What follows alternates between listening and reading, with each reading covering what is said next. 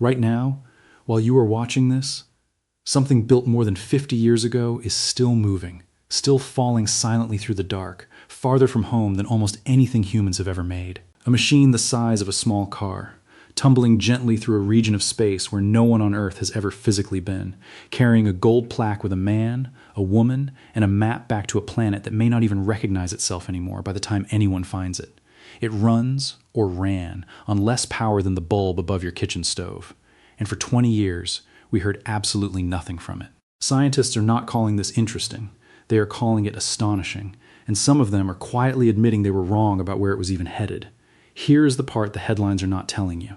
Stay with me, because by the time this is over, you will never look at an empty patch of night sky the same way again. Its name is Pioneer 10, and its story does not begin with tragedy. It begins with a kind of stubborn optimism that feels almost foreign now.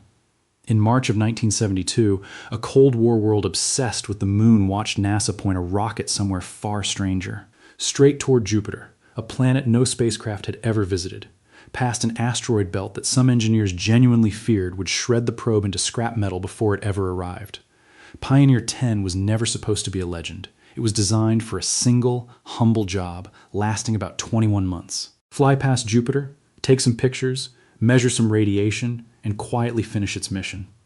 Nobody who built it expected it to still be talking to Earth 3 decades later, let alone becoming the first human object to leave the solar system's planetary neighborhood entirely. The original engineers, many of them now in their 80s or already gone, built this thing on slide rules and hand calculations, with computing power thousands of times weaker than the phone in your pocket. Pioneer 10 weighed about as much as a small motorcycle, ran almost entirely on plutonium decay for power because it was heading too far from the sun for solar panels to work, and carried instruments so simple by modern standards that today's engineering students sometimes build comparable sensors as a semester project. And it outlived almost every assumption they made about it, drifting past Mars, through the asteroid belt everyone feared, and out toward a planet so large that 1,400 Earths could fit inside it.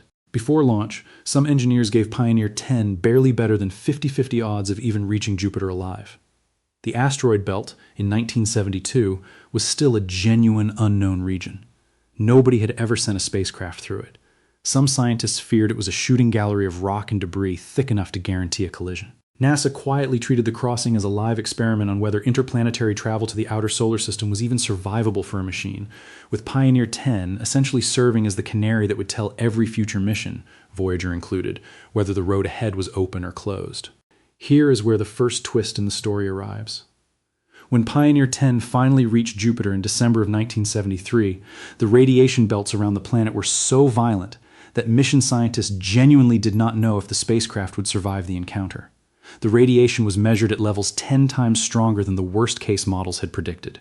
Cameras glitched. Data scrambled mid-transmission. For a moment, an entire team of scientists sat in a control room, not knowing if they were about to lose the mission entirely, this close to the finish line. It didn't. Pioneer 10 pushed through, sent back the first close-up images of Jupiter's storms ever seen by human eyes, and kept going, because nobody had told it to stop. If you're old enough to remember watching those first grainy Jupiter images appear on the evening news, you already know what a genuine national moment that was, the kind of thing families gathered around a single television set to watch together.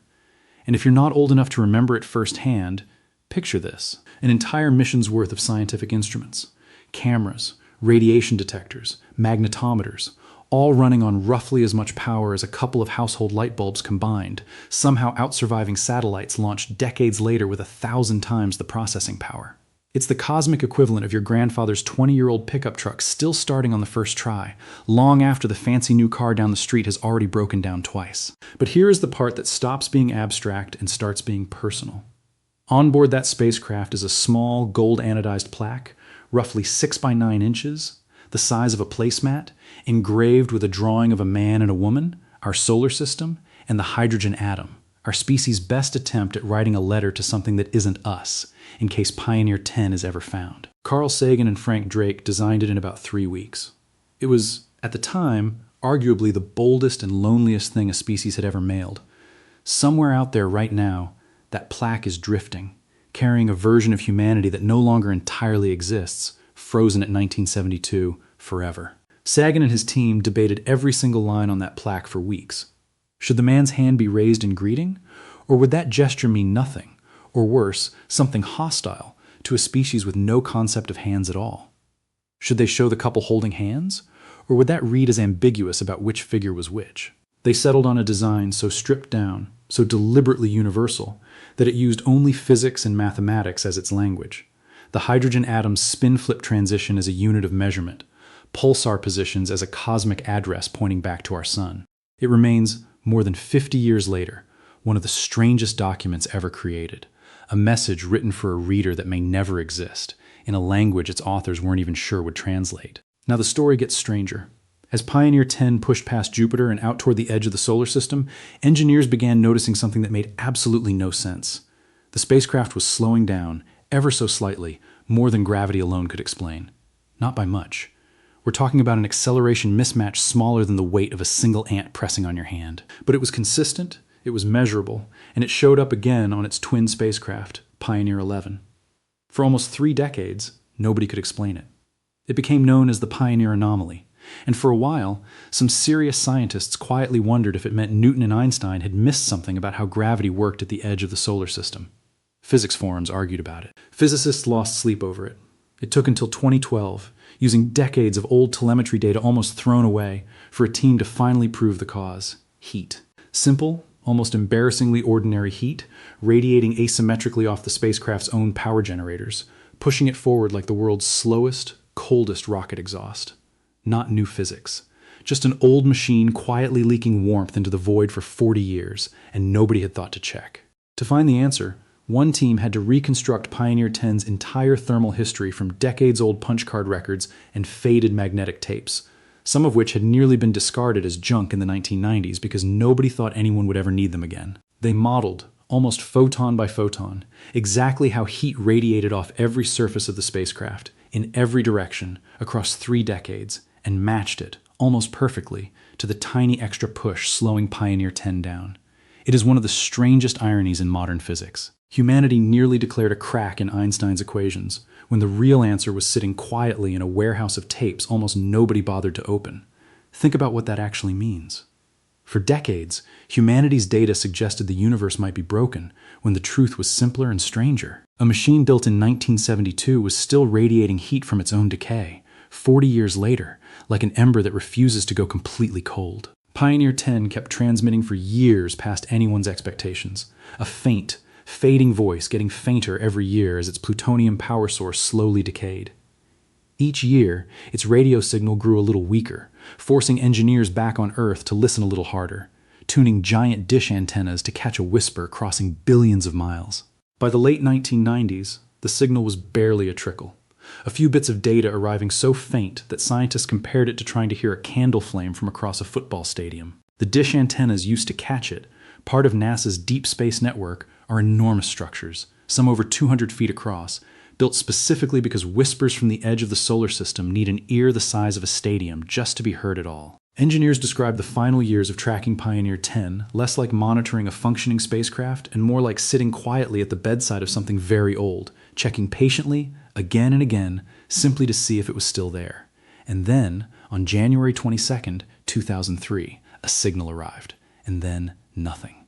Ever again. NASA officially attempted contact one final time on March 5th, 2006, using the massive Deep Space Network dish in Madrid, listening for any trace of a signal from a spacecraft now more than 8 billion miles from home. Nothing came back. Pioneer 10 had gone silent, its tiny nuclear battery finally too weak to power even its transmitter, a whisper that had crossed the solar system finally running out of breath. And for 20 years, that has been the story most people remember, if they remember it at all.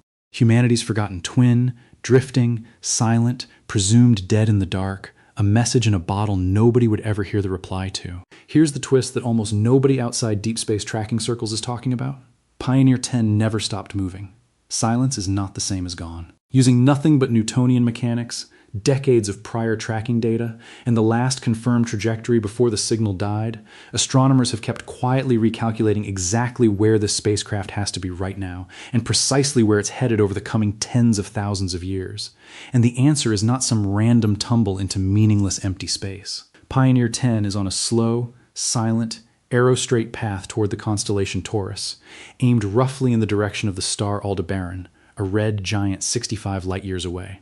At its current, achingly slow interstellar cruising speed of about 27,000 miles per hour, calculations show it would take Pioneer 10 somewhere in the neighborhood of 2 million years just to reach the vicinity of that star, and even then, it would only pass nearby, not land, not stop, just drift by silently in the deep future, aimed at a target it will technically reach only after Aldebaran. Itself has already changed, long before humans, if we're still here, could ever confirm it arrived.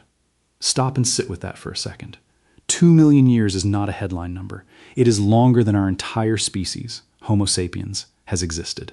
It means Pioneer 10 is now less a spacecraft and more a slow-motion time capsule, aimed at a target so far in the future that geology, evolution, and possibly the sun itself will look different by the time it's anywhere close. To put 27,000 miles per hour in perspective, that is roughly 10 times faster than a rifle bullet, fast enough to cross the continental United States in about 6 minutes. And yet, against the sheer emptiness between stars, it is a crawl, a pace so slow on a cosmic scale that even our nearest stellar neighbor, 4 light-years away, would take Pioneer 10 something like 75,000 years to reach if it were even pointed that direction, which it isn't.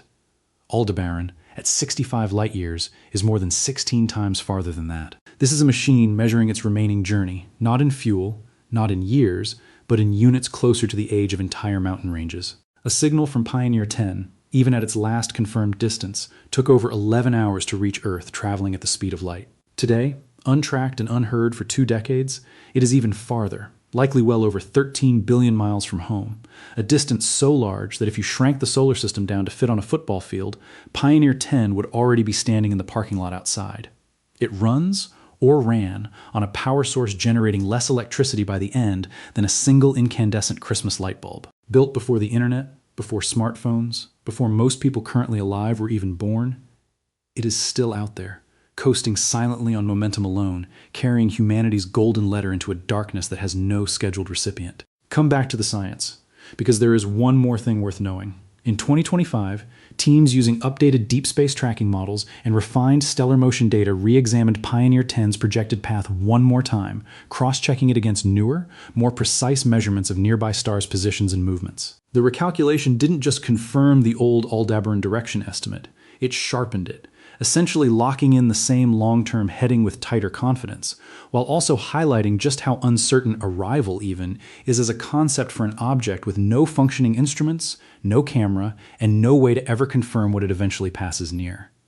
In other words, we now know, with more confidence than ever, exactly where a dead spacecraft is quietly heading, and we will almost certainly never know what it sees when it gets there, because nothing on board is left to look. This kind of work depends entirely on something called the Gaia mission, a European space telescope that has spent years mapping the precise positions and velocities of nearly 2 billion stars across our galaxy. Every time Gaia's catalog gets refined, every old, settled trajectory for objects like Pioneer 10 and its twin, Pioneer 11, gets quietly recalculated behind the scenes, sometimes shifting by fractions of a degree that, over 2 million years and 65 light-years, can mean the difference between a close pass and a distant one. Scientists doing this work aren't chasing headlines. Most of them will never see the outcome confirmed in their own lifetimes, or in the lifetime of anyone who has ever lived. They are running calculations purely for the sake of knowing, filing results into a scientific record meant to outlast them by longer than civilization itself has existed. And now comes the moment on the calendar, already locked in, whether we like it or not.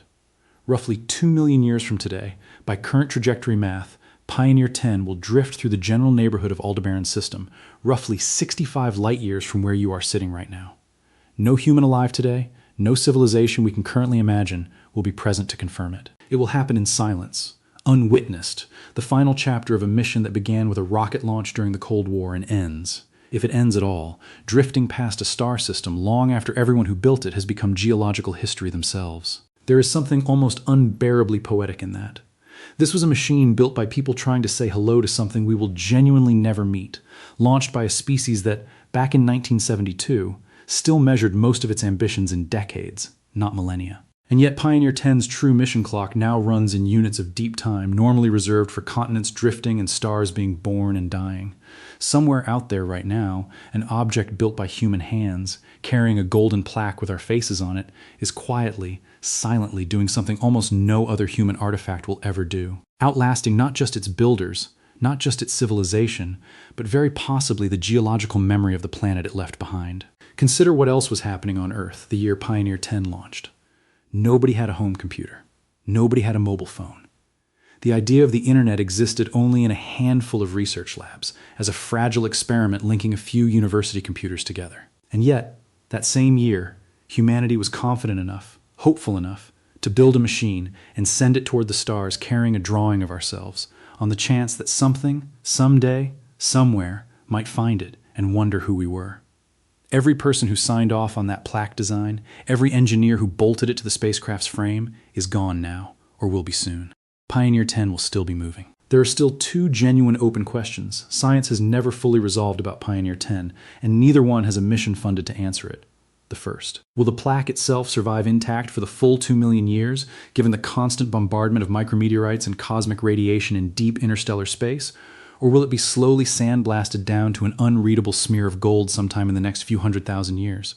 Nobody can say for certain, because nothing like this has ever been tracked for this long. The second question is stranger still. If by some cosmic coincidence anything, or anyone, out there ever did intercept it, would our simple etched drawing of a man, a woman, and a hydrogen atom even mean anything at all to a mind that evolved under an entirely different sky? We built the plaque assuming physics is universal. We have no idea if meaning is. There is a third question, quieter than the other two, that rarely gets discussed. Could we ever physically catch up to Pioneer 10 again? In theory, yes. A sufficiently fast future probe, using gravity assists or advanced propulsion humanity hasn't built yet, could in principle overtake it, photograph it up close one final time, maybe even confirm whether the plaque has survived intact. No such mission has ever been proposed, let alone funded. Every dollar of deep space budget for the next decade is earmarked for newer, louder priorities.